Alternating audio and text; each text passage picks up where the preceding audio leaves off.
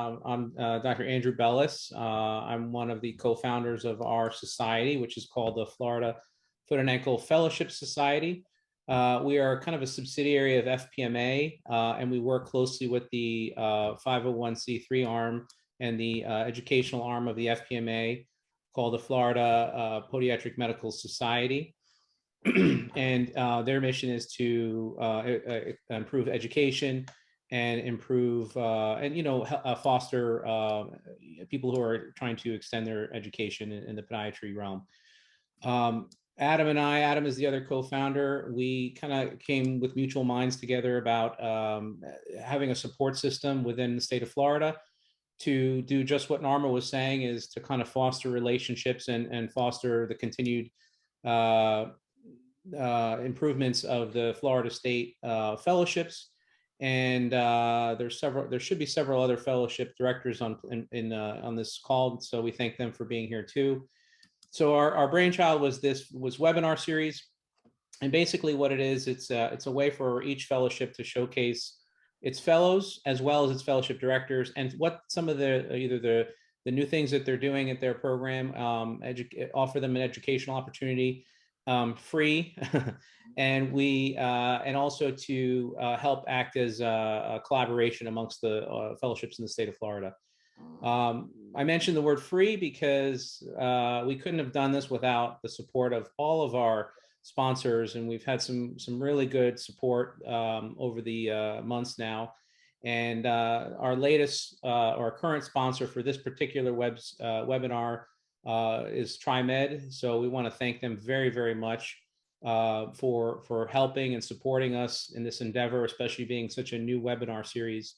And we want to thank everybody on this call very much for being part of this, and just being, because every time you log in, that shows that you're supporting both us and the companies. And I think it's really helpful to improve this educational component here. So I think, Adam, am I forgetting anything about the fellowship? We good? No, all right. I think that's good. So I think the next step is to introduce one of the representatives, is Dr. Sebastian Des Moines. And go ahead and take it away, Doc. All right, well, thanks for inviting me. I was really invited to introduce somebody else. One of the founders of TriMed is an orthopedic hand surgeon, and he's actually speaking at a meeting right now. So I was asked to bring up a couple of things, and I get asked this a lot by fellows and residents, is why did I choose to partner with a company like TriMed? And also, like I said, to introduce Rob. So I guess the first part is, in my career, I've been very fortunate to be able to consult with a few different companies, and kind of, it's been rewarding in very different aspects. I practice in a rural area. I don't necessarily have residents or a lot of teaching opportunities, so it's allowed me to do that. But a company like TriMed is very unique in that it's still kind of a family company who's growing quickly, and all the owners are very, very involved, which you'll hear from in this video in a minute. Adam's had a chance to work with me on some of these projects, and your voice is heard. We feel like we're making products that, are good quality products that are changing the way we do certain surgeries, and specific fragment specific surgery specifically is what they like to mention. So a little bit about Dr. Medoff. He's an orthopedic hand surgeon who practices in Hawaii. The last time he sent me his CV for a course I put together, it was 53 pages long. So he has written, published, spoken everywhere, all over the world. He is one of the kindest, humblest people I've ever met. And I think probably my favorite moment with him was seeing him surf with his grandchildren in Hawaii. So I'm going to screen share now and take over for this video for his introduction.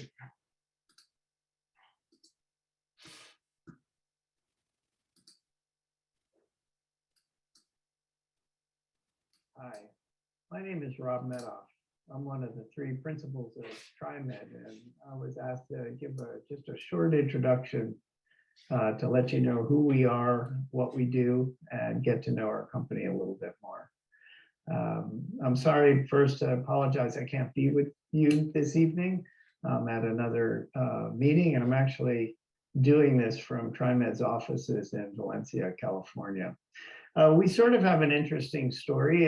It it started many years ago in the 90s. I was out maybe 3-4 years out of training, and my focus is in distal radius fractures, and there's a lot of similarities in the hand and the foot. But at the time, we didn't have a good way of fixing distal radius fractures. We used a lot of X-fix and pins. And I had a lady come in one day with a really particularly bad fracture, and I gave her what I had been taught was the pitch, that we would try to get it back together as best as possible, but we probably need to do a fusion. And she looked at me incredulously and said, "What do you mean you can't fix my wrist? We can put a man on the moon. It's just a wrist." And I started to realize that all the stuff that we're taught is not necessarily the gospel. And my experience with AO, although it's very useful in much of my practice, when it came to small fragments particularly in the hand or in the foot, some of the standard AO practices break down, and we need a different method. At the time, I came up with a solution for it called fragment-specific fixation, and it ended up ushering in a whole new way of treating wrist fractures, where now we can fix them right away and get them moving, and we couldn't do that before. But transitioning that into an actual project or into a product turned out to be a major hurdle, and that's how TriMed was started. We just wanted to deliver a solution that the standard orthopedic companies turn their backs on and deliver it in the hands to make a difference for patients. And that's basically who we are.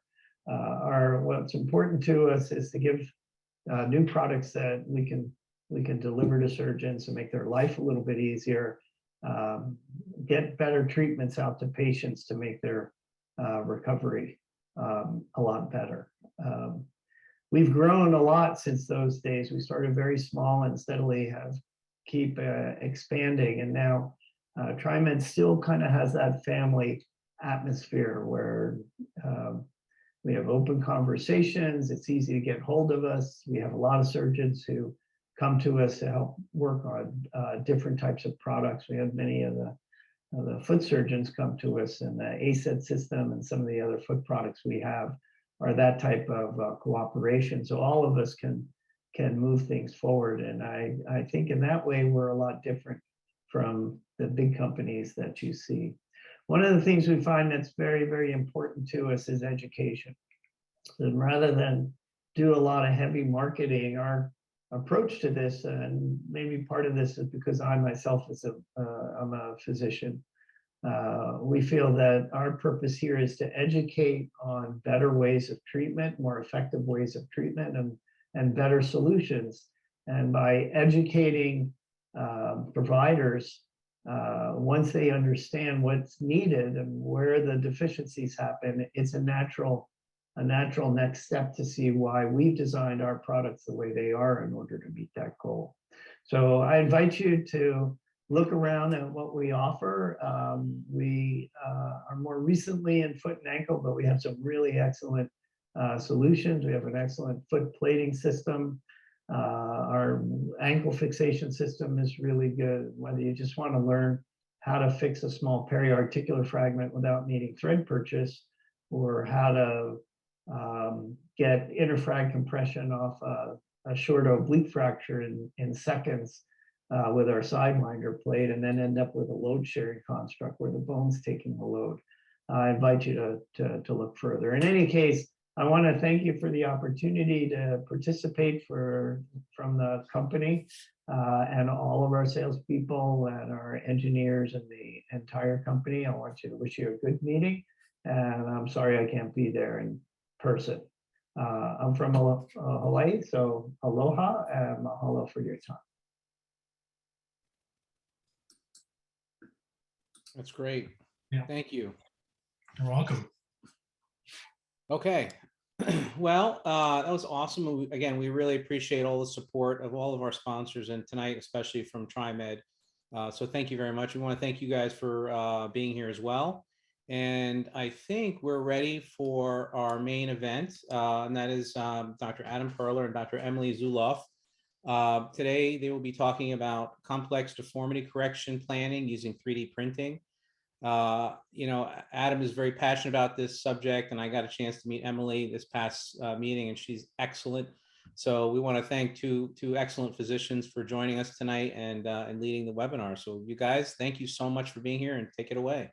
Andrew, thank you very much for the introduction. Dr. Rob Medoff, I know he can't hear me, but that was a really great overview of TriMed, and this whole webinar series is just not possible without the sponsors and industry partners that we have, and so we're really grateful for the time and effort and support for this series. My name is Dr. Adam Perler. I am the Fellowship Director for the St. Pete Innovative Foot and Ankle Surgical Fellowship Program. And I'm happy to be here tonight and glad you guys can join us. Tonight, Dr. Emily Zulauf, she's my current fellow, and I will be taking you behind the scenes on 3D printing and discussing how it came to be and how it is being utilized now. And hopefully we'll kind of give you some insight to where we think it's going to take us in the very near future. So in order to start on this journey, I think we have to kind of define some things. We want to talk about what actually is 3D printing. And in order to understand the advantages of it, you have to know how we've been doing things in the past. And that's traditional manufacturing. So traditional manufacturing was about taking solid pieces of metal and taking that metal and milling it into specific shapes. And these specific shapes end up being the plates and screws and hardware that we use today. And it's very exact. It is a generic solution.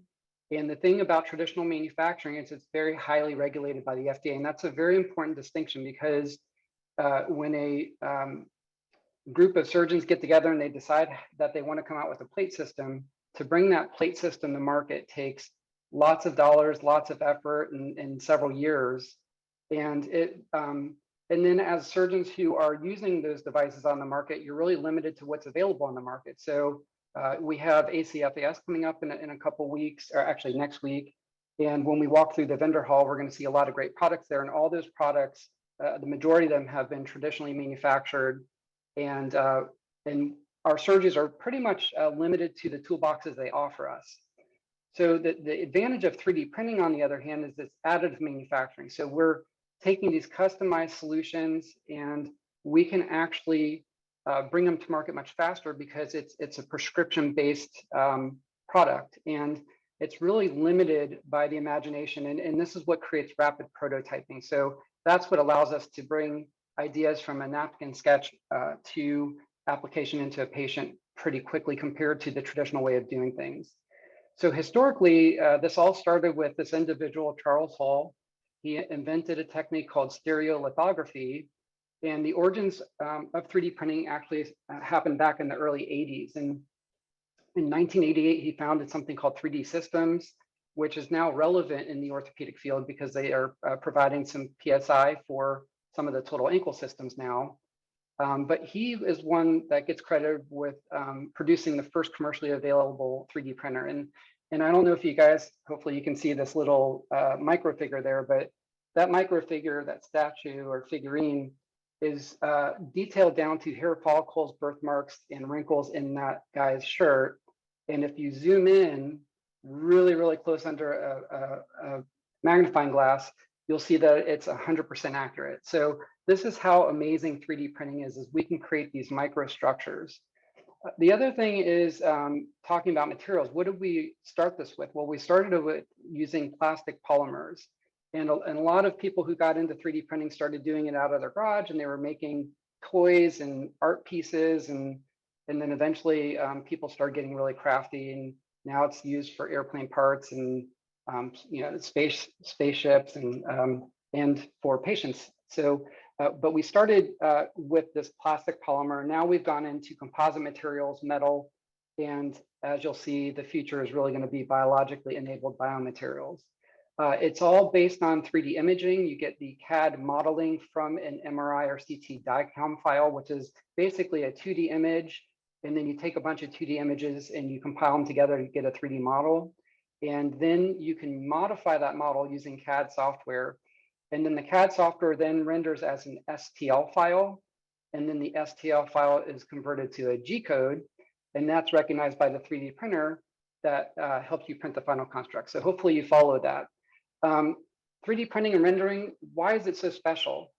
So first of all, it comes down to surgical planning. And people who have done some 3D printed cases, this is, in my opinion, the strongest aspect of seeing your case from a 2D image like we're used to. You know, we're used to looking at x-rays and making clinical decisions.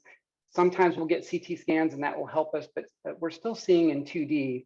But when you get these 3D rendering, the renderings help you take the whole case and see it from a whole different perspective. And you can start to fully plan surgeries and walk through them and walk through all the different variables. So you can see this is a plan for a hybrid total ankle. And in this particular case, I was trying to figure out if I was going to fuse the talus, which is the total talus in this case, to the calcaneus.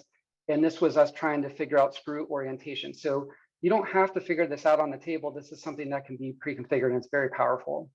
The other thing about the 3D printing is it allows us to do the surgical rehearsal. So you can actually work on the patient's true anatomy before you ever touch the patient. So this was a case I did back in 2015. It was one of the first 3D printed fibular cases. I know it was the first 3D printed part in the state of Indiana when I did it, but I was able to 3D print this patient's deformity and the defect, and then we had the anatomic model so I could practice, and then the final result is on the far right side. So you can rehearse the surgery. Now, the other part of this is the medical education aspect to it. So we heard about fragment specific treatments. Well, a lot of times around the table, you're really blinded by the incision you're working through. You can't see the whole fracture. You know, you can kind of get an x-ray, but again, you're going off of 2D imaging.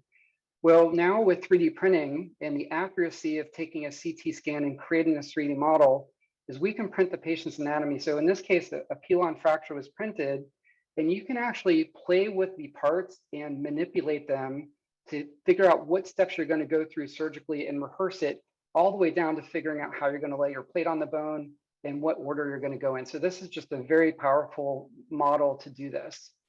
The other thing is individualized instrumentation. So we have PSI, which stands for patient-specific instrumentation. And the power of that is definitely evident in the total ankle world. So for those of us that are doing total ankles, having the ability to customize pin placements and our cut guides so that we get accurate cuts and they kind of go in according to the way we planned them is just a huge advantage of using customization. And it also improves accuracy and reproducibility. This was a patient that had an osteochondral lesion of their talus. It failed treatment with microfracture. And this was a young patient in her late 20s. And this is a difficult area to assess. It's also, because it's on the shoulder, traditional treatments such as allografting a lot of times lead to mismatches. So we figured out a way to use a mixture of PSI, patient-specific instrumentation, so you can see the implant, and then you can see the auger that we use to create the hole for the implant, and the all the way down to the osteotomy that we did to access the perfect angle to put the implant in. And she's almost 2 years out. We're actually getting ready to present on this case, but she's doing great, and she's actually back to plyometrics. And so this was a really interesting case to show that. And what we'll see is that this PSI enabling of surgery is going to become a very common practice. The other thing is anatomic mirroring. So you can customize implants, and you're trying to mirror what was lost, maybe, you know, obviously without the defect. So this was a partial talus case that I did, and you could see that we cut out the talar dome, and I basically mirrored the exact, or I was able to mirror the exact shape of the dome to allow this. And then the other thing is we can control porosity. The other thing is that the implants are limited to what the surgeon can think up. So this was a case that I did a lapidus on.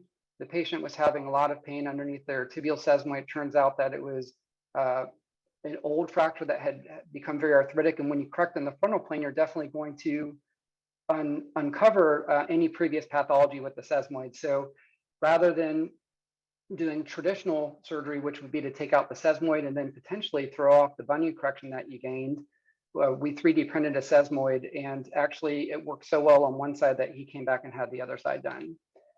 So the advantages of going custom, number one, it's the controlled porosity of the graft. So and you'll see in a couple slides, this is really, really important. And this is one of the key factors of 3D printing. And that allows for biological wickering. As I said earlier, the customized fit of the graft, you have the patient-specific instrumentation, streamlined innovation and encouragement of collaboration. So the collaboration is now, you're a one-person surgical design team that's meeting with a group of engineers and product developers, and together you guys are trying to conquer one patient at a time. And then the other thing about this is you start talking to other surgeons that are doing it or have done it, and they can give you insight on what worked for them and what didn't. So this is a new type of collaboration that's really exciting. It also allows the surgeon to see the plan ahead of time. Again, this is really, really key. And then this leads to improved OR efficiency. So we get into the OR, we already have a good idea of what we're going to be doing, and we go for it. So there are disadvantages. And number one, it's time consuming. And the time that it takes to plan these cases is a lot. I actually, you'll see later on in the presentation, I have a couple patients on the call, and they can attest to this part. It took a while to lay out these cases. And basically, you're coordinating imaging, your hardware specifics. You have to know your biologics, what you're going to use, what instruments, what metal to bone interface you want. So you really have to figure this all out ahead of time. The other thing is there's no blueprint. So you can't go to a textbook and say, okay, well, how am I going to handle this particular case? If this is really limited to what you can think up, but that can be a weakness too. Also, if everything goes right, you're a hero, but if things fail, there's very few people that will step up and say that they would have solved that solution the same way you did. The other critique of 3D printing is the cost. It's not a cheap process. PSI, patient-specific instrumentation, costs money, but you always have to take into consideration what is the cost of doing it traditionally and potentially failing and needing revision surgery. So this might be relative, especially if you can solve something better than what traditional methods would allow you. And then finally, the intraoperative inflexibility. So you design this to be very specific. If it goes in and something just is not right, you can't really modify it. So that is a disadvantage, and you kind of have to learn your way around that part. So what are we exactly replacing with 3D printing? Number one, it's a reinforcement of the deficient. So we're relying, in the past, we were relying on dead bones. So we use these allografts. Autograft is limited for large voids. So you have to go to allograft. Well, allograft, you're basically taking dead bone and asking it to become living again. And that's a tall task, because most of the time the places that we're grafting was dead to begin with. So how can we create a better construct that's maybe more predictable in terms of its handling? And I got into this when I was in Indianapolis and started using metal Evans wedges, and we would call this metallografting. So you take a metal construct, you put biological factors in there, your DBM putties, your bone marrow aspirate, and what you're trying to do is create biology through a metal construct that's not going to be resorbed by the body, and it will hold its structural integrity. And in fact, that's speaking of structure, this was a study done on an Evans wedge, and they were showing the wickering ability of the biologics right through the metal. And what you see on the far right, where you see the blue and the orange, is where they subtracted the metal away, and you can see the bone that actually grew right through the metal. So we saw very quickly that these metal wedges were working well. And then I think customization started taking off. So to master the metal, it's really a tale of the structure of the metal. And number one, you want to osseous integrate. So you want biology to go into that metal through the pores. And that's the porosity that you see here. The other thing about the porosity, and these are the different structures that different companies are using, you're reducing stress shielding on the bone. And then finally, what you're doing is creating a wickering agent. So if you put this into a colored soap or whatever, you'll see that it basically, or blood on the back table, it just starts wickering right up like a dry sponge, just soaking in water. This is an example. This was a chart that came from this potential 3D dimensional printing in orthopedic applications. And I'm not going to go into this in detail, but you can see that we can implant and print in metal bioceramics. We can do synthetics. Then we're going to go down the bioactive components And we're already seeing live skin being printed onto patients in Europe. And the biological printing is around the corner. And eventually we won't be using metal. But right now, metal is the scaffold, and eventually we're going to become more bioactive as we go. I just wanted to show the key 3D players in foot and ankle. All these companies have kind of been growing it. I don't have everybody listed, but I tried to get anybody that I could think of that was in the game. And what you see is the main place this really took off was in maxillofacial surgery and cranial surgery. And the very first slide, you saw the skull that I had on there.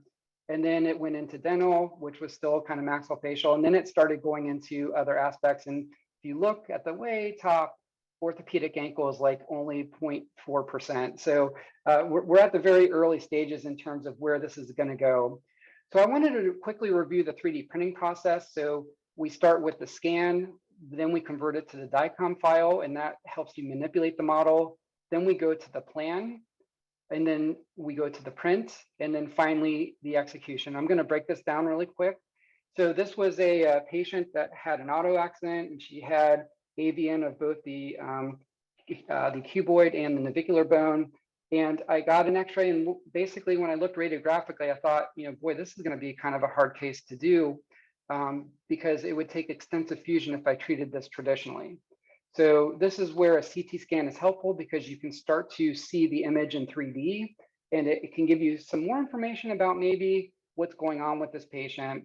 And then the question that you ask is, okay, now that I have this advanced imaging and I have a better idea of what these bones actually look like in a 3D model, could a custom shape or scaffold or surface help this patient?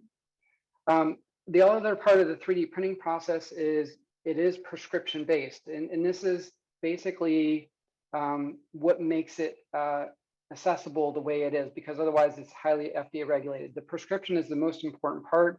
This is the part where you as a doctor are figuring out what's best for your patient, and then you're putting the form in and submitting it, and basically you're going from there. So next, the conversion of the traditional scan into a 3D model.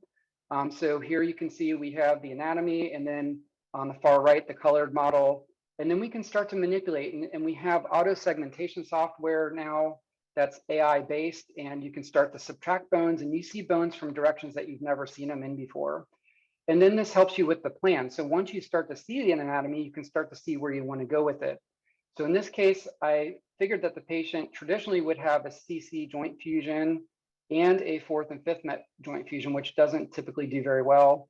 And I wanted the ability to do the CC joint fusion, but leave articulation at the fourth and fifth. So this is why we came up with this construct here. Well, on the navicular bone, I wanted to do the same thing, because if I do a TN and NC fusion, that would really lock up the foot.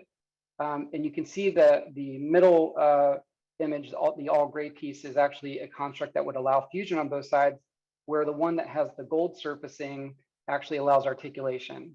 So this helped me with the plan. I could kind of see how these would look. The other part is the print, and I want to just quickly play this video. This video kind of goes over what it looks like. So this is the imaging. You're seeing the implant design using the CAD CAM, and this is usually where the surgeon is weighing in. Now we get a look inside the printing factory, and what we're seeing is them getting the build plate cleaned and loaded, and the build plate is basically where all the action happens. So they're going to load this build plate into the laser, and now they're cleaning off the laser head, and that basically prevents any distortion. Next, they're pouring in the metal powder into the machine, and you're going to see the wiper blade come through and level the powder so that it's there's no bubbles.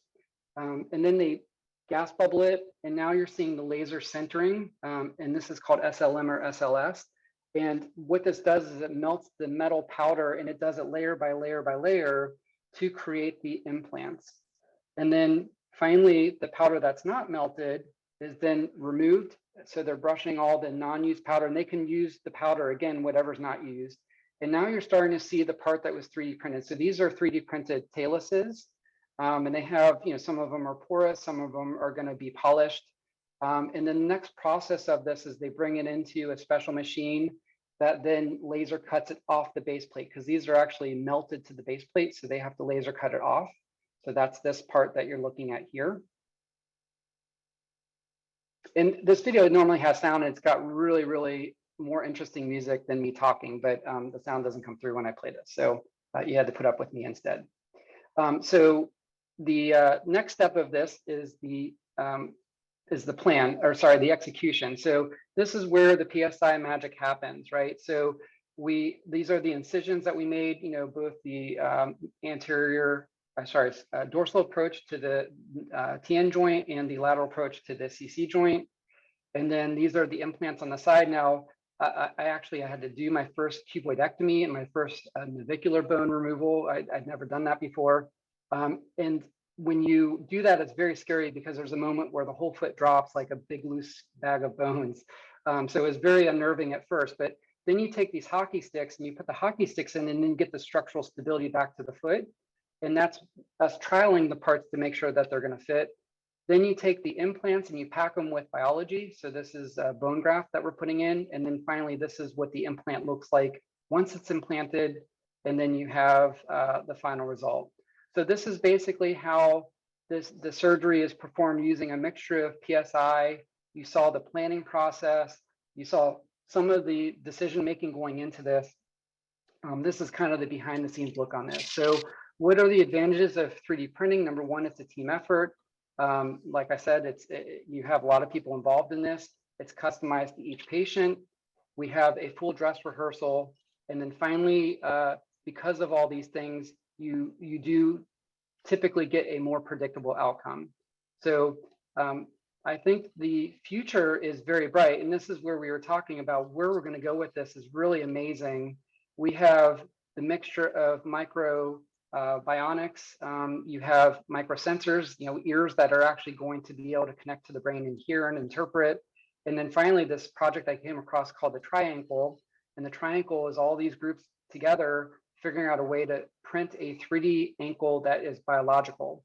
And so we're going to see these cell restoring implants and bone grafts in the future. I can't tell you how far ahead, but I think it's just right around the corner. There's one or two questions in the chat box. I see that other than cost, what are the main contraindications for 3D printed implant, and what's the ideal patient population? So, boy, that's a difficult question. I think that the contraindications, you know, basically it's the contraindications for any major reconstruction. So obviously the patient has to have good vascularity. If they've had infections in the area, you got to make sure that all those are eradicated. So sometimes you'll have to do a staged approach where you put a 3D, not a 3D, but a antibiotic impregnated spacer. Now, 3D printing is actually helping with that now because you can actually do a mold for a cement spacer. For example, if you have an infected talus, you can actually 3D print a mold to pour your cement into, and then put that in, and it actually acts as a spacer until you come back later. So there's a lot of possibilities, but yeah, I mean, obviously, if the patient has a poor history of healing, you know, it's going to be the same thing for any major salvage case that you're doing. You know, these are a lot of times last ditch efforts to help patients out that are really struggling. So that's hopefully answering that question. The ideal patient population, I think it's just patients that have really lost a lot of other options, and you're looking at trying to salvage a certain element to either their motion or the integrity of the foot. So I'm going to just quickly go through the total talus. So this is another application of 3D printing. And in fact, Andrew, to answer your question, this is where a lot of people do get started on the application of 3D printing, because it's a very defined patient population that would benefit from this. And so I'll kind of explain how the total talus came to be. So the goals of today's lecture, we want to talk about the case for the total talus and how it can open the door to treating complex ankle pathologies. You know, the customization aspect of the talar spacer and how 3D printing impacts treatment of avascular necrosis of the talus. We want to also talk about how this works, you know, how to plan it. And then finally, I'm going to show the hardest part of the surgery is actually removing the talus. The easiest part is putting the new talus in. So really quick, why do we have a need for a total talus? And basically, it's when we get death of the talus. So it's the most commonly injured tarsal bone, accounting for almost 1% of all, second most commonly injured tarsal bone, accounting for 1% of all skeletal fractures. And a lot of times, complex trauma is what actually leads to avascular necrosis, but also primary tumors of the talus. We've had patients, and I remember case studies as a student where patients were on a drug that caused it. Sometimes chronic steroid use can cause AVN, but in general, the disability typically leads to gold standard treatments, which are typically arthrodesis. And here's on the right, you see the giant cell tumor. The giant cell tumor of the talus is completely destroyed, the integrity of it at least. And the question is if you have normal joints around it, is really the best option to fuse this? And this is what a lot of traditional treatments would say, is you just go ahead and fuse this because you can't replace the ankle. You don't have enough bone stock of that talus. So how should this be treated? So the other thing about the talus specifically is it has a very tenuous blood supply, and that when this blood supply is disrupted, then it's like a disruption in the supply chain. You get this talar bone death. And then what happens is the cookie starts to crumble. So once the talus blood supply is compromised, then parts start to fall apart, and then you get collapsed. And then your options for salvage become very difficult, because you can't just go in and fuse this ankle or fuse this subtalar joint with a bone that is that bad. So, in the past, we would see something like this. You do RAF, and then you get death of the talus. And you can see that the talus is pretty compromised in this case. And the question is what do you do with this? How do you treat this? The other thing is, like I was saying, should you destroy a functional joint as a primary treatment for a talus that has gone bad? And in the past, that's exactly what we had to do. I mean, you couldn't really replace an ankle like this.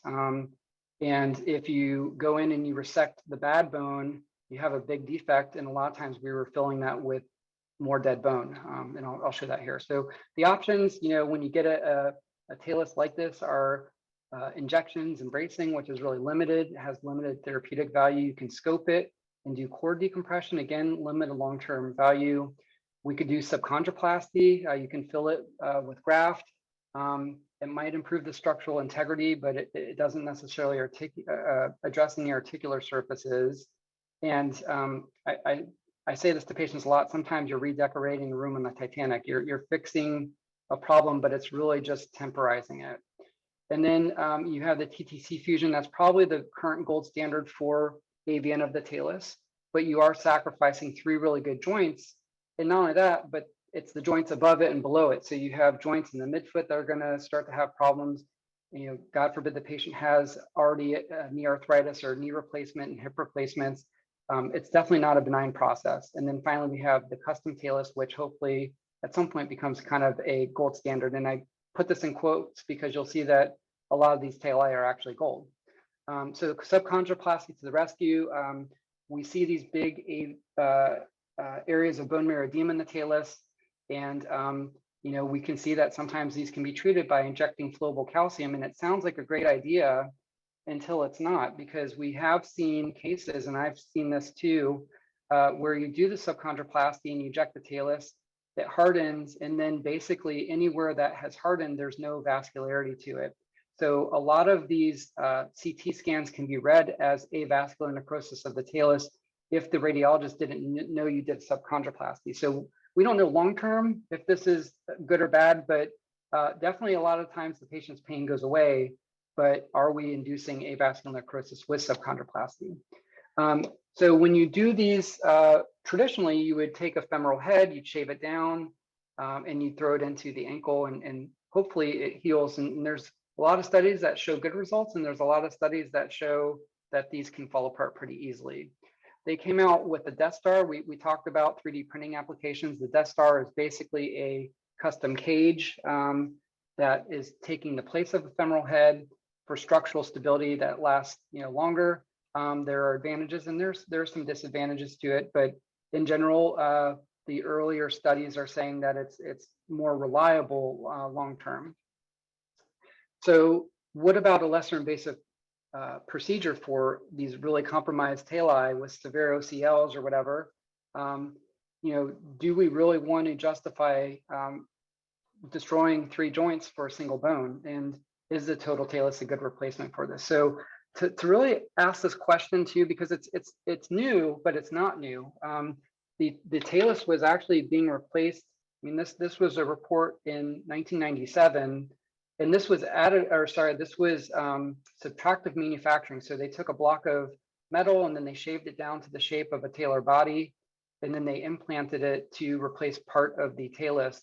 And I came across this article in 2014. They reported on 20 of 33 patients over a 10 to 36 year period still had their tali, and that was not using additive. So the additive manufacturing wasn't even in existence in regards to metal grafting for orthopedics.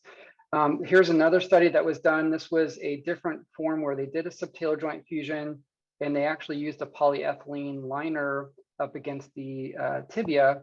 And this was done out of China. And this was done for a prosthetic model for a tumor resection. And it'd be interesting to see long-term how the poly wears against the cartilage on the tibia. But this was kind of a step in that same direction of using 3D printing. And then we saw this Kadakia Prek paper that showed 16 of 18 patients with avian of the talus having a 3D printed talus. And this was kind of where the tide started turning. And the reason why they had 16 of 18 success rate, because 2 of them actually, it's not that they lost their total talus, it's just that they still had pain across the joint. So they got converted to a hybrid ankle using a total talus and ankle replacement. So they still had motion sparing surgery. And then just this past year, the FDA was approved the first 3D printed implant ever, which is the total talus. And it was approved under something called a HUD or humanitarian use device. And the FDA is now allowing this. So all the other 3D printed things that I've shown you were prescription based and 1 surgeon at a time, one patient at a time. This was the first time they're allowing a specific method. So now there's a case for the total talus. So the question is when you're working these up, how would I solve it with conventional measures? Could advanced imaging help me with the total talus consideration? And does a customized approach help this patient? And are we burning any bridges by doing it? So this is a patient here that has subtalar joint pain and collapse of the talus. And the question is what's really going on with this? Is this a patient for total talus, or do we need something else to solve this? And as we go through the imaging, we see that there's quite a bit going on with the subtalar joint, but we also see there's a lot going on with the ankle joint. So this would be hard to solve. And we would be kind of looking out on almost a TTC fusion with the talus looking the way it is. Well, we can 3D print these models. And now this is the patient's exact anatomy next to the patient's exact anatomy. And we can kind of see how this looks. And we can see that the talus is not doing so hot. So this might be a good person for a total talus. So we have to look at the talar condition, understand what's going on with that talus. We have to kind of know what we want to do with the joint. Are we trying to preserve motion or not? We want to have system choice. So if you're thinking about a hybrid ankle, for example, you have to know what ankle you're going to use with it. And we also have to see the future. One door closed can be other doors open, or sometimes with 3D printing, you can close some doors and be in a bigger problem later. So you really have to think about what you're doing with these and go about 2 or 3 sessions ahead of, okay, if this doesn't work, what are my next options? So this is basically taking you through the imaging. So CT scan, this shows a really bad talus that's collapsing. What you see is in the red, the shape of the normal talus. So we always scan these cases bilaterally. This is actually the right and left tali overlapped with each other. So you see the healthy talus and you see the bad talus. and that's in the STL file. And then what we're doing is we're reinventing or increasing the volume of the bad talus to match what is on the other side, the healthy talus. And then finally, we print the metal to mimic what we have matched. So this is called a chirality flip, and you're using that to estimate what the talus should look like. Now, the other part of this is the art of the talectomy. And so this is actually kind of something that we didn't really train on, but when you take out a talus, what you're going to do, probably the easiest method is to do wedge resection at the wedge osteotomy resection at the talar neck. And then you're going to release the talar head. And actually, there's not a lot of ligamentous attachments to the talar head, but by far the most difficult part is removing the body. You also have to cauterize the artery to the sinus tarsi when you do this, and just slowly peel that out. And all the cases I've done, I've had to actually chisel this posterior piece into multiple pieces and take them out one at a time. So when you take out the talus, you're looking at a huge hole. And again, like I said earlier, when you take these bones out, it's really weird because the foot loses complete integrity. But then we put these trial sizers in, and this is what gives you the integrity back, and you can size and make sure that it's going to fit properly. And then that's what the talus looks like. And then finally, this is what it looks like when it goes in. In this case, you're resurfacing 3 joints and addressing the AVN of the talus. And you're doing it in a way, now, this is a weird way to think about it, but in the event that a patient, for example, has an infection and you have to go in and retrieve this, you can actually reuse the same part by just putting it through the sterilization processor. So you can put a temporary spacer and then salvage with the same part. It's just a very different technology as long as there's no porosity. So this particular one you could do it with. If there was a bone ingrowth, then you would have to replace it completely. So then this leads to replacing ankles that in the past we couldn't have replaced. So this was a case where the patient had AVN of the talus and did not want an ankle fusion. So we created the hybrid ankle. So that's the total ankle. And on top of that, you have the in-bone ankle. And we have the hybrid ankle. So really quickly to go over the total talus, basically we have to assess the foundation. We have proper utilization of resources. It is kind of costly, but in the bigger picture, you can a lot of times justify what you're doing to help the patient out, especially if it gives them a more functional outcome. You also have to anticipate the pitfalls, like I said in the last presentation, and you have to have backup plans, and then finally informed consent. So the patients have to understand that this is a customized process just for them. Well, thanks everybody for sticking around, and thanks again to TriMed for sponsoring tonight's lecture series. This is a case of a 64-year-old female patient with chronic right ankle pain and right knee pain. She was involved in a motor vehicle accident over 40 years ago, resulting in multiple injuries, most notably lower extremity fractures. And to date, she had failed conservative therapy, including rest, anti-inflammatories, bracing injections, and physical therapy. Next slide. So these are her weight-bearing radiographs of the right side. She has severe post-traumatic ankle arthritis. Obviously, she has this valgus, tibial and fibular malunion, and a slight A to P step off on the lateral there. Not seen on radiographs, but something that is important to mention is that she does have a limb length discrepancy. Her right side is actually about 1 centimeter shorter than the left. Next slide. And more proximally, she has end-stage arthritis, unfortunately, at her knee joint. She had also been seeing an orthopedic surgeon at the time in hopes for a knee replacement. And ultimately, the decision was made to fix the ankle first and then wait on the knee replacement.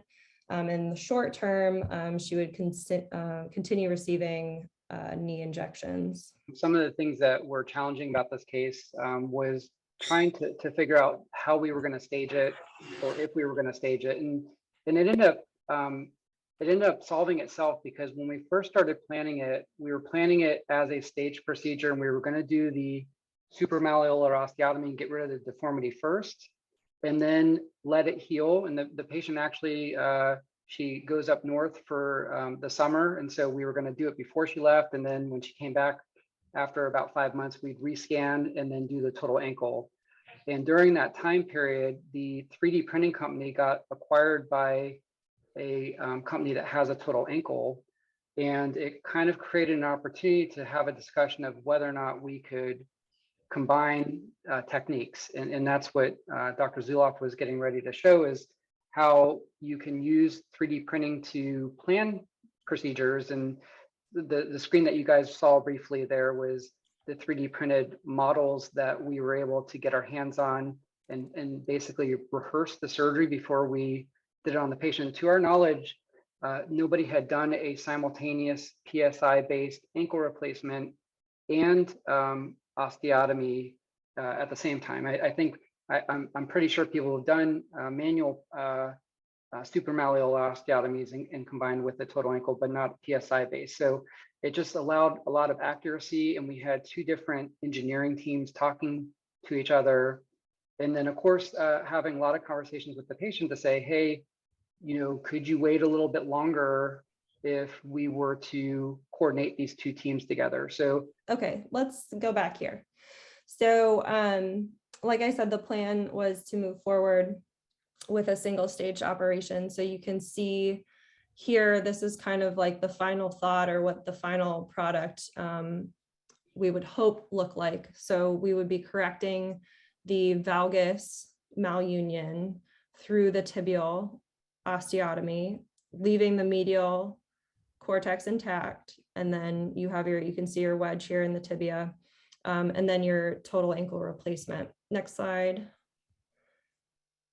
So we talked about this one. Go ahead and advance to the next slide. Are you able to? Yeah, okay, cool. So this is a quick video that was actually put together by the lead designer, or the lead design engineer for this case, and then edited by Dr. Perler, just to show you some of the simulations that you're able to perform using the software. So as the design team is going through trying to kind of troubleshoot the case and figure out how to make the corrections that you are looking for, they're able to use these tools to kind of plan out the stages of the surgery. So when you have your first initial webinar design meeting, you're essentially going through all of these details. And at this point, obviously, you're still able to make changes before you get to the OR. So again, like Dr. Perler said, a lot of the work and a lot of the time spent on these cases is preoperatively. So hopefully that was a little illustration if you haven't done any of that before. Next slide. And so these are the anatomical models that we were using prior to going to the operating room. So you're able to actually go through all of these steps, placing the guides, trialing the implants, and even planning out fixation before you get to the OR. And that's a tremendous time saver. Something we also did was planning our plate fixation preoperatively. So we were able to contour plates, which saved us a lot of time. We chose the plate we wanted to use, we pre-contoured it, and that way it was sterilized and ready to go for the OR, just because, and we were able to do that only because we had these anatomical models. So from left to right, so we have the PSI positioning guide. You'll see the cutting block for our tibial cuts. This is the tibial osteotomy at the malunion site. The green guide is, it's like a positioning pin guide. So once you make with the pink guide, the osteotomy cut, this green guide is placed over the 2 pins, or the 4 pins, to essentially correct the deformity and realign your tibia. And so if you looked at a lateral view with this green guide on, you would actually be able to see the translation of the tibia and the deformity correction. And then this far right image is obviously with the tibial shim in place. And at this point, you just check for your alignment. Next slide. Cool. So I just wanted to outline basics, procedural steps. Obviously, these are really challenging cases. They're very complicated. There's a lot of steps. Planning is critical. But these are some of the bigger things, just so you can kind of have an idea of how we approached this specific case. We did make the cuts for the total ankle implant first, and then insert only the tibial tray. Next slide. So here on the far left, you can see the cutting block is placed. You can still see the valgus deformity. So at this point, we're purely making our osteotomy cuts for the total ankle replacement. And then on the far right, you can see that at this point we've impacted our tibial tray. And so we haven't touched the malunion site. We haven't made an osteotomy in the tibia. Next slide. So at this point, we're going to expose the malunion site and place the PSI cut guide. Next slide. So we already went through this slide. We talked about the implants that we had to choose from, the reasoning for choosing the C shape. Next slide. And this is the intraoperative view of us placing the osteotomy guide. And then again, the green guide was to dial in the correction, essentially. Next slide. So next we are going to trial the tibial implant and place our fixation. Next slide. So this is the implant we chose. This is the trial on the far left, our pin placement guide that provided our correction. Again, how we were able to use the model preoperatively, and then you can see our intraoperative photo of the tibial tray and place down there. You can see our shim graft placed within the tibia to correct for the valgus deformity, and then our plate placement along the medial and lateral sides of the tibia. Next slide. So then the final step was to insert the Taylor component in the poly. Next slide. And again, we had already made those cuts, so this was a pretty quick step. So this was our final intraoperative photo and our final intraop images. We didn't talk a lot about the fibula, but we did make a fibular osteotomy, and we ended up plating it with just a 1/3 tubular plate. So you can see actually next slide. These are, I believe, her first weight-bearing postoperative images. So you can see the malunion and the valgus within the tibia. And also just if you check out the ankle joint, you can see now she has a nice rectus tibial alignment, nice and straight. And on next slide, we have, hopefully it'll play, a video. She's currently 5 months out. She is still waiting for her knee replacement. Unfortunately, she does have a little bit of a limp, but she feels that that's more so just because of her knee and her knee pain, and not really the ankle. So hopefully she'll get that replaced in about 6 or 7 more months. And that should be everything. So thank you guys. Thanks for hanging in there, everybody. Emily, yeah, great job. And you pinch hit it really, really well. The other thing that we wanted to do is we wanted to really make this interactive. And I did have the patient on. And Ellen, if you wanted to say hello. Hi, I'm Ellen. I'm the patient. So I want to question you a little bit. Sure. The first time we talked about this, what were your thoughts when we were talking about staging it? And then was it a good thing or a bad thing when I called you and said, hey, why don't we try to do this together? At the beginning, I understood the reasoning for separating the two and having it a 2-stage, giving it the osteotomy enough time, to heal before doing the ankle and stuff like that. But then when you approached me with the, doing it all in one, I was thankful that it wasn't 2 surgeries. I was just concerned about losing some of the mobility of the ankle because of having to wait the 10 weeks so that the osteotomy could heal. But in the long run, I waited like 42 years, walking this way. And I figured, what's a little bit more time if it's going to be done right and I'm not in pain and I'm not going to be hobbling around, for the rest of my life, or maybe not even be able to walk. And I think that this is the yin and yang of doing cases like this. So on one hand, if we did the osteotomy first and let you heal, and then we did the ankle replacement would be relatively easy because we can get patients weight bearing within a couple weeks. Right. So I do think that the thing that we gave up a little bit was that critical time where we could be moving the ankle and try to prevent some scar tissue. So I do think that right now where we're at, obviously once your knee gets replaced, I think the leg will become more functional, and we're hoping that the scar tissue starts to break up naturally. But that was a compromise, but at the same time, you got it all done in one, and I think it's a much easier recovery. Can you comment on the type of pain that you had? Honestly, through all the surgery and everything, I have never had any pain whatsoever from the surgery. Once I started full weight bearing, I started having pain underneath my kneecap, but I know that that's because of the problems that I have with my knee. No problems, no pain or anything with my ankle whatsoever. That's great. And when are you scheduled to have your knee done? Probably next October or November, because I'm getting the gel injections right now.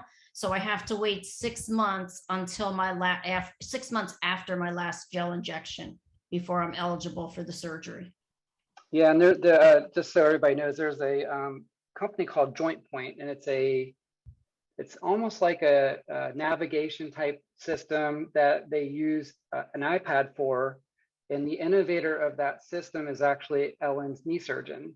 So I think hopefully with the correction that we did down below the knee, that will make planning the knee a little bit easier because they won't have to deal with as much deformity. So hopefully we made his job a little bit easier. Yes, hopefully. So Ellen, do you have anything else you want to say, or what we'll do is we'll go ahead and open it up to questions. I know it's kind of a longer night, but Oh, that's fine. That's fine. I'm okay. Okay. Well, thank you so much. Ellen's been a great patient to work with, and I think that a lot of. Maybe I'll ask you one more question. Sure. What is it beneficial for you as a patient to hear if your doctor's considering using 3D printing? What were the important selling factors for you to say, hey, this sounds good, this is what I want to do? Well, taking the deformities that I have and making it customized just for me, because everyone is not a cookie cutter, surgery or anything like that, and because I think because of the deformities that I had, and it took many, many years before I started having any problems, that could have complicated things. So it was not a cut and dry, easy surgery by any means whatsoever. And I knew that going into it. Yeah, no, thank you. Okay, I know some people had questions. I guess maybe I can start reading these from backwards to forwards. So somebody had asked the rationale of the ankle replacement before the correction procedure. And I think Dr. Zulauf was, Emily, are you still on? Yep. Do you want to go over why we chose to do that? For the TAR before the malunion correction. Yes. So really, when you think about the impaction that happens before, well, as you're putting in the tibial tray. So if you had already created your osteotomy and placed your implant for the malunion correction, and then you are impacting the tibial tray into the tibia, you're risking that you're basically going to completely crack the medial cortex, which is the stabilizer that we left purposely with the implant in. And you're just, risking that you could potentially, if you had already played it and everything, I mean, it's not necessarily the most ideal situation. But by correcting, or I guess performing our cuts first for the tibia and the talus and putting in the tibial tray first, then all we had to do was go ahead and put in the talar implant at the very end. And if there was any residual deformity, we could probably still get a few degrees of correction through the talus if we needed to recut it at all. Yeah, so that was the discussion that we had, and you know, like I said, this had never been done, so we had to try to figure out what order we were going in. And just like Emily was saying, at the end, if we had any unplanned extra degrees of varus or valgus, we could in effect cut the talus again and get some degrees out of that. So that's why that was the rationale of going in the order that we went. Let's see. Somebody asked how long it takes to go from planning, you know, once you've decided to pursue the surgery. So that's going to be variable. And the thing is I think that this is becoming more and more popular. So that companies are trying to figure out ways to, you know, they were drinking from a water fountain, now they're drinking from a fire hose. There's a lot more interest in 3D printing. But basically, the way it happens is you get your CT scan. I usually bring the patient back. We go over the CT scan together, and then we decide whether or not they're interested or if it's a good application for them. The prescription I showed you guys earlier in the presentation, I then fill out their prescription. And then all the companies are now starting to have systems where you can upload the patient's data and that script right to them. Within usually a week or two, they'll get back to you with an anatomy report. You get the anatomy report, you know, usually it's PDF, you look through it, it's just showing you specifics about that patient's anatomy, and it helps you start to see the case in 3D. And a lot of times they'll, if it's really complex, they'll say, hey, why don't we do a planning session? So they'll get on, and the video that Emily showed you where they're spinning the anatomy around, you'll get to see it and you'll start talking through it with the engineer. You know, this is what I'm thinking, this is what I was hoping to do. The nice thing is that the engineer has probably done similar cases, and sometimes they can give you feedback and say, oh, you know, what if you try to do it this way? Because we saw it one time in the past where it didn't work the way that you were thinking of it. So that's where that collaboration happens. So that depends on the complexity of the case. So if it's not that a total talus is a simple case, but it kind of is compared to some of these deformity corrections. Once you decide on the design, once you say, okay, you have to sign off and say that you're okay with them moving forward. And a lot of times that has to happen simultaneously with your hospital saying that they're going to provide a purchase order for that part.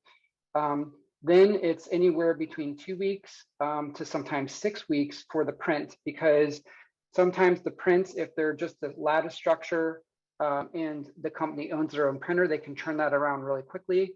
Sometimes it's a part that needs to be polished. So if you have a joint surface, it actually goes to a different vendor that has to polish it. So there is a lag sometimes of anywhere between 2, sometimes up to 4 to 6 weeks, depending on how busy they are. But that's all something that you just have to, you know, when you decide to go down this path and you tell your patients that you're going down that path and they're agreeing to go down the path, they're just going to realize, and you have to kind of let them know that this takes, you know, this is like one of those restaurants that takes a while to cook your meal, but when you get the meal, it's a really great meal. So it takes a lot of patience to do these cases, and you can't just book it next week. So hopefully that answers that question. Let's see. Somebody asked about software. So the software, so that is really based on the 3D printing company you're working with. They all have different auto segmentation softwares, and the CAD CAM is actually being handled more by, at this point, by the engineer. So you're giving them a prescription, maybe making some crude drawings of what you're wanting to do. A lot of times I just print the patient's x-ray and I draw right on the x-ray, and then I highlight what I think the implant should look like. And then I submit that, and then they'll use their software. So that was Andre Clement that asked that question. The purpose of the tibial osteotomy 3D implant TR was Bill Irwan, this is good under 2. So somebody was asking about the residual varus of the hind foot or rear foot, and I think that Dr. Zulauf kind of answered that. You know, we did the osteotomy, and then we looked at the foot and then decided if we could just play the ankle replacement where it was, or if we needed to do any correction. And this is the power of the PSI, is we predicted we wouldn't have any off angles, and that's what we ended up with. So we were lucky, but we also in that case, that's how exact the PSI can be. Somebody was asking about the limit to how much size we can restore without neurovascular compromise. So that's an interesting question. I don't know that we have the answers for this yet. I saw a case actually at our SAM meeting just recently where they had replaced a total calcaneus, and I believe they also had the talus too, and that's a really, really large graft. And I think after talking to the surgeons that did it, their feedback was they wish they would have dialed that implant down by about 20%. And I think that's been my experience too, is I've been, when I did that, the case I showed you guys with the sesamoid, the first side I did, and then when I went to do the other side, I actually had them reduce that size of the implant by almost 20%. So as you do these cases, you get feedback, and you get feedback from other surgeons. You do have to consider the neurovascular bundle. Just trying to think if there's any other questions. For the navicular, looks like you used a print that would salvage the NC joint. Okay, so that was asking if I wasn't sure about resurfacing the navicular cuneiform joint. Would I have an implant that would allow me to fuse it? And if it was hard to show that case because I had it all on one slide, but I actually had them print two options for me. One was a TN and an NC fusion option where both sides were porous. And then I had one printed where it was porous on the TN side, but smooth on the NC side. But yeah, that was another size about the question. So scale down, I would say probably about 90% in that case. And then somebody was asking about the laser printing. Actually, I kind of leave the laser printing and the 3D printing up to the 3D printing companies. So that's probably a better question for the 3D printers, what process they're using, the EBM or the DMLS. I think that's Mike. Am I missing any questions, Andrew? Limb length discrepancy. You talked about that, right? Opening versus closing. Yeah. So that's the other thing in the CAD/CAM software. You can measure the length of the leg relative to the other leg as well. And in some cases, we have another case that we were working on where the patient had a previous hip replacement that lengthened their leg too much. And so when we're doing their PSI supramalleolar osteotomy, we're configuring in about 5 or 6 millimeters of shortening on purpose before we do the total ankle replacement. So you do those measurements, especially now that weight-bearing CT scans are becoming more available. You'll be able to get really, really accurate data on how much you need to lengthen or shorten, and you can be very exact. And the thing is we've been going into these surgeries in the past pretty blind. I mean, it's like, looking at a 2D map like we used to get from AAA, the triptychs, compared to plugging it into your Google Maps and letting the car tell you where you should turn next. So that's kind of the step that we're taking forward with PSI. Great. Adam, I think we're getting to our endpoint here. As long as there's no more questions. Well, first of all, I wanted to say thank you, Miss Ellen. You were amazing. Great job. I hope you continue to do well. I think you were in good hands. You have an excellent surgeon. So thank you for sharing your story and Sure, sticking with us. I know this is a Thank lot you of for having technical me. jargon. Yeah. And Dr. Zulauf, thank you so much as well. You did great. You had exceptional composure during a little bit of an AV issue. So thank you again as well. Adam, do you have anything else to say? I would like to spend just a couple seconds and read off our giveaway gift cards if you have nothing else to add. No, I think everybody earned their money tonight. That's right. Whoever wins. Last thing is, don't forget, save the date for March 31st, 7 to 8:30. This is usually, we do these on the third Thursday of the month, is next webinar, Lapidus Putting a Spin on Bunion Correction by Dr. Jason Nowak. And then I want to thank everybody for sticking with us. And let me just announce the winners. Oh, and one more thing. Thank you to TriMed as well. Winners for the $50 gift cards, Dr. Felipe Peterson and Dr. Taylor Dendrich. And winners for the $25 gift card are Dr. John Zavidakis and Dr. Katie Backstrand. So congratulations and thanks for Thanks for attending our webinars. And Well, thank you thanks everybody again. for hanging in Yeah. there tonight. Yeah. Thank you. Yeah, thank you, everybody, and we appreciate it. Please join us on our next one, March 31st, 7 p.m. Have a great night, everybody.